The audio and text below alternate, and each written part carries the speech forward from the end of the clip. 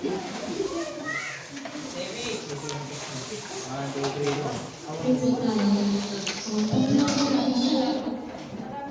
po sa araw na ito, Lord, na pinagkalooban mo sa akin.